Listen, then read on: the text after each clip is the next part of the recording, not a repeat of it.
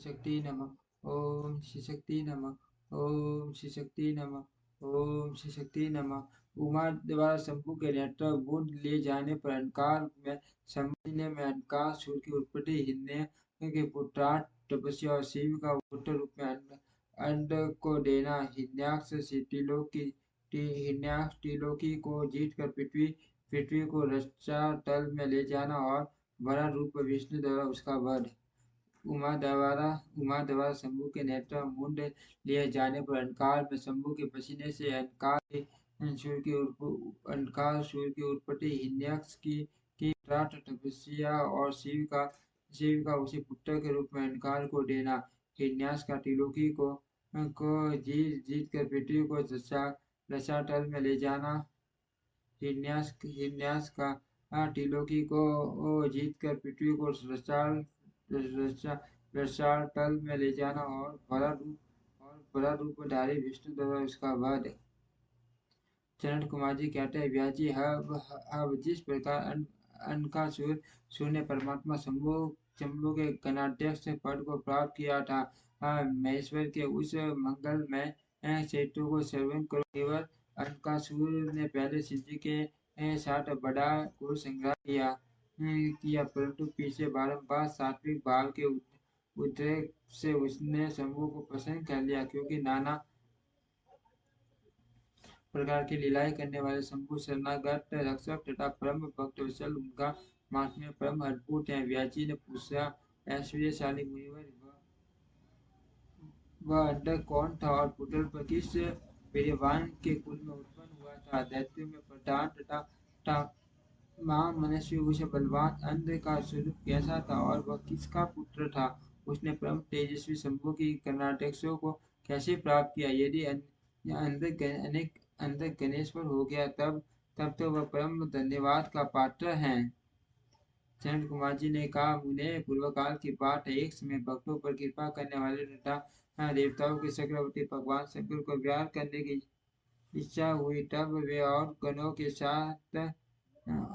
गणों को साथ ले अपने निवास भूत कैलाश पर्वत पर चलकर काशीपुर में आए। वहां उन्होंने उस पुरी अपनी राजधानी बनाया और भैरव नामक वीर को उसका नियुक्त किया। फिर पार्वती जी के साथ रहते हुए भक्त जनों ने सुख देने वाली अनेक प्रकार की लीलाएं करने लगे। समय वे उसके वरदान के प्रभाव का अनेकों विराग्रह गणेश्वर और शिवा के साथ मंदराचल पर गए और भी तरह तरह की क्रीड़ाएं करने लगे। एक दिन जब पराक्रमी कपलों श्री मंदराचल की पूर्व दिशा में बैठे समय गिरिजा ने नर्म कीड़ा वश उनके नेत्र बंद कर इस प्रकार जब पार्वती ने मुंगे सुवन और कमल की अपने कमलों से हर के नेत्र बंद कर दिए, तब उनके मुड़ जाने के कारण वहां संत गोर फैल गया। पार्वती के हाथों का महेश्वर के शरीर से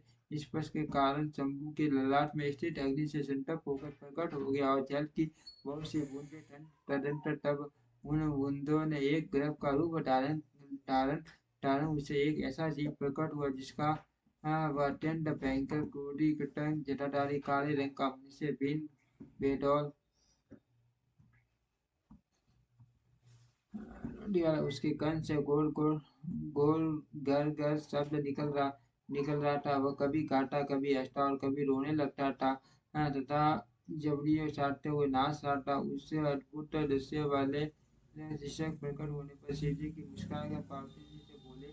श्री महेश्वर ने कहा, प्रिय, मेरे नेत्रों को मूंद कर तुमने ही तो ये कर्म किया, फिर तुम मुझसे प्रेम क्यों कर रही हो? शंकर जी का उस प्रसंग गौरी हंस पड़ी और उनके नेत्रों पर से उन्होंने अपने हाथ हटा लिए। फिर तो वह प्रकाश छा गया, परंतु उस प्राणी का रूप भयंकर ही रहा और अंधकार से उत्पन्न होने के कारण उसके नेत्र अंधे थे तथा तब वह वैसे प्राणियों के प्रकट हुआ देखकर गौरी ने महेश्वर से पूछा।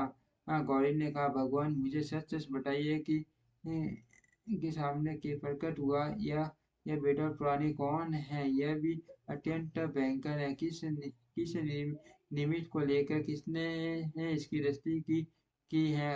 की सृष्टि की है और ये किसका पुत्र है? सनत कुमार जी कहते हैं मैं से जब लीला रचने तथा तीनों लोगों की जननी गौरी ने सृष्टि करता उस सृष्टि के शिविर में प्रश्न किया तब लीला बिहारी अपनी प्रिया के उस वचन को सुनकर कुछ मुस्कुराए और इस प्रकार बोले चनाचनता चनारनाथ तपस्या के लिए प्रेरित किया था वहाँ वह कश्यप नंदन हिरण्याक्ष वन का आश्रय ले पुत्र प्राप्ति के लिए घोर तप करने लगा। उसके मन में महेश्वर के दर्शन की इच्छा थी। हठ व क्रोध आदि दोषों को अपने काबू में करके चूर्ण की भांति निश्चल होकर समाधित हो गया द्विजेंद्र तब शिव की ध्वजा में बस का सीना वर्तमान तथा जो पिनाक धारण करने वाले हैं वे महेश उसकी तपस्या से पूर्णतः प्रसन्न होकर उसे वर प्रदान करने के लिए चले और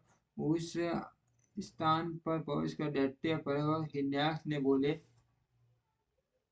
महेश्वर ने कहा दैत्यनाथ अब तू अपनी इंद्रवी का विनाश मत कर किस लिए तूने इस व्रत का आश्रय लिया है तू अपना मनोरथ तो प्रकट कर मैं वर दाता शंकर हूँ अब अत तेरी जो अभिलाषा होगा वह सच में तुझे प्रदान करूंगा। सनत कुमार जी कहते हैं महर्षि महेश्वर उस परम वचन को सुनकर दैत्यराज हिरण्याक्ष परम प्रसन्न हुआ। उसने गिरीश के चरणों में नमस्कार करके अनेक प्रकार की उनकी स्तुति की कि फिर वह तुलित फिर मुस्कुरा कर कहने लगा